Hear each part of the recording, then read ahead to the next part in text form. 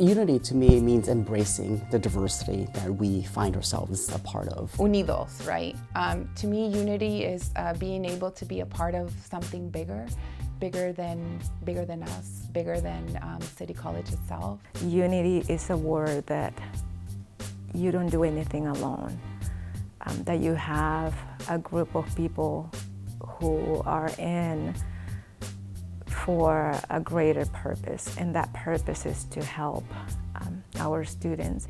Unity has that root word of uni, which means one, but funny enough, it encompasses a deeper, broader, more complex thing or concept wherein it's everybody together, and then that's what makes you one. So unity is all about community. It's about coming together. To not only tolerate, but to really embrace who we are, how we come together, how we work together, how we resolve differences, and how we make things happen, and how can we achieve goals, and how can we really serve our community, and how can we really work in a united way to make sure that we don't forget the things and forget the people, forget the marginalized populations that we're here to serve.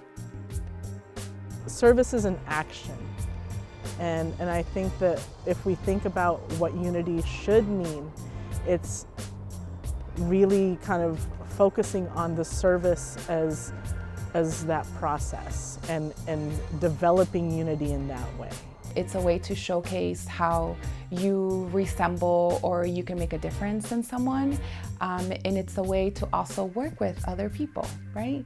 Sometimes we have to be present and in different conversations while they may be hard, right?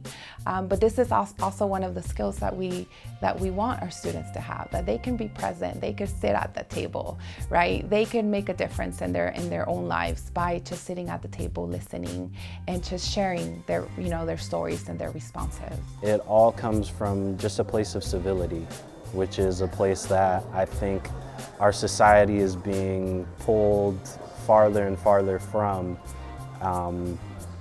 as we live in this highly divisive political era that we're in.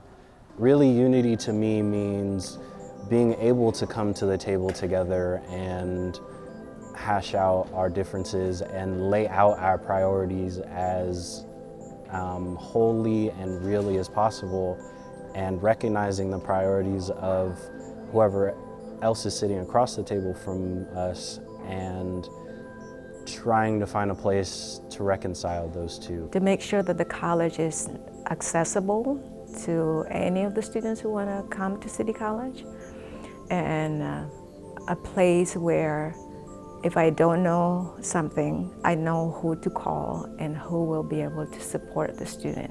We need to be united in our departments, with our students, with our employers, with our community members, because we all working with the same group of people. We all have the same goal of getting students prepared for the workforce, getting students educated, getting employers, they're supplying a good workforce, and enriching people's lives. Our program is just so inviting for everyone, and we don't care who you are or where you come from. It's just like, it's just one of those type of trades where everyone's invited.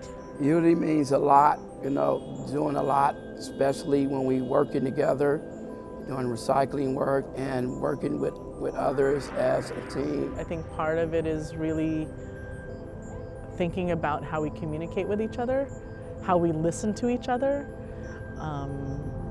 how we create space for each other, and are very intentional about that work.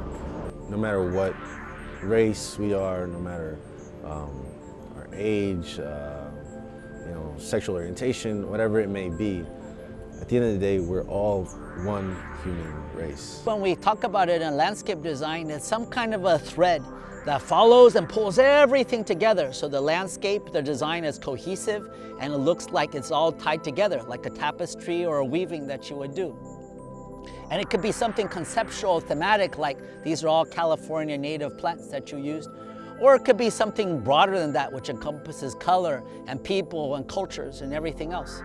So as a word, then the unity seems imperative in terms of when you're working in the garden, you have to realize that Mother Nature rules everything, but between you and nature and your work in the land, what ties it together, that you're not separate, that there's a unity involved, and that's what you try to achieve. That's what you're trying to be. Somewhere in the middle, just like any old worm or snake or caterpillar or anything like that, you're part of it, but you're working in conjunction with in this dynamic system.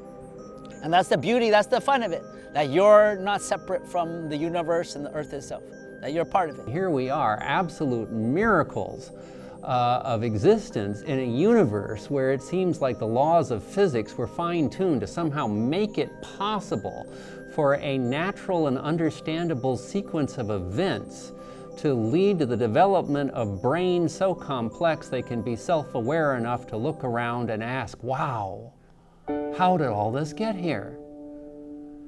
I feel that all of the 7.5 billion people on the planet, I wish I could bring them to that same wonder with me, because one of the biggest wonders of my existence is how it came to be. And astronomy really looks to explicitly answer those questions, at least from the universe as it started with the laws of physics that it has.